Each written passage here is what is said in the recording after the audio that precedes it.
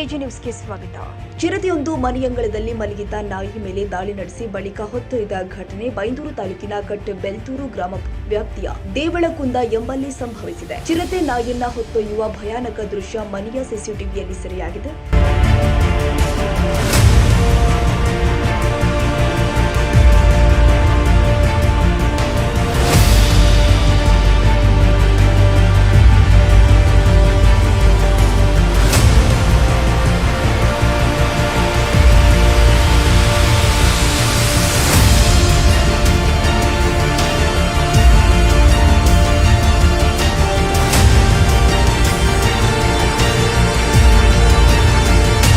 ದೇವಳಕುಂದ ಗ್ರಾಮದ ಜಾಡಿ ಕ್ರಾಸ್ನ ಸುಧೀರ್ ಶೆಟ್ಟಿ ಎಂಬುವರ ಮನೆಯಲ್ಲಿ ಈ ಘಟನೆ ಜರುಗಿದೆ. ಹೊಂಚು ಹಾಕಿಕೊಂಡು ಬಂದ ಚಿರತೆ ಅಂಗಳದಲ್ಲಿ ಮಲಗಿದ್ದ ನಾಯಿ ಮೇಲೆ ಏಕಾಏಕಿ ದಾಳಿ ಮಾಡಿದೆ.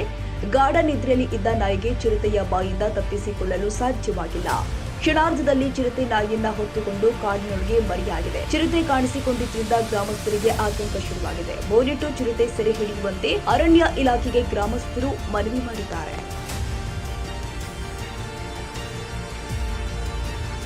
ಕನ್ನಡಿಗರ ಮೆಚ್ಚಿನ ನಿಮ್ಮ ಎಜೆ 24/7 ನ್ಯೂಸ್ ಕನ್ನಡ ವಾಹಿನಿ ಇದೀಗ ಟಿವಿಯಲ್ಲಿ ಲಭ್ಯ.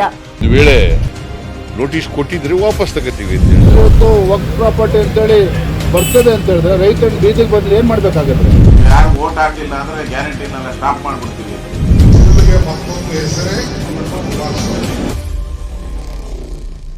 ಕರ್ನಾಟಕ ಮತ್ತು ದೇಶ ವಿದೇಶ 360 ಡಿಗ್ರಿ ಸುದ್ದಿ ಹಾಗೂ ಉತ್ತರ ಕರ್ನಾಟಕ ಬೆಳಗಾವಿ, ಬಾಗಲಕೋಟೆ, ಧಾರವಾಡ, ಹಾವೇರಿ, ಗದಗ, ಬಿಜಾಪುರ ಜಿಲ್ಲೆಯ ಕ್ಷಣ ಕ್ಷಣದ ವಿವರವನ್ನ ಪಡೆಯುವುದಕ್ಕೆ ಎಜೆ 24/7 ನ್ಯೂಸ್ ಕನ್ನಡ ವಾಹಿನಿಯನ್ನ ಲೈಕ್ ಮಾಡಿ, ವಿಡಿಯೋಗಳನ್ನ ಶೇರ್ ಮಾಡಿ, ಕಮೆಂಟ್ ಮಾಡುವ ಮೂಲಕ ನಮ್ಮ ವಾಹಿನಿಗೆ ಸಹಕಾರ ನೀಡಿ ಮತ್ತು ಚಾನೆಲ್ ಅನ್ನ ಸಬ್ಸ್ಕ್ರೈಬ್ ಮಾಡಿ. ಧನ್ಯವಾದಗಳು.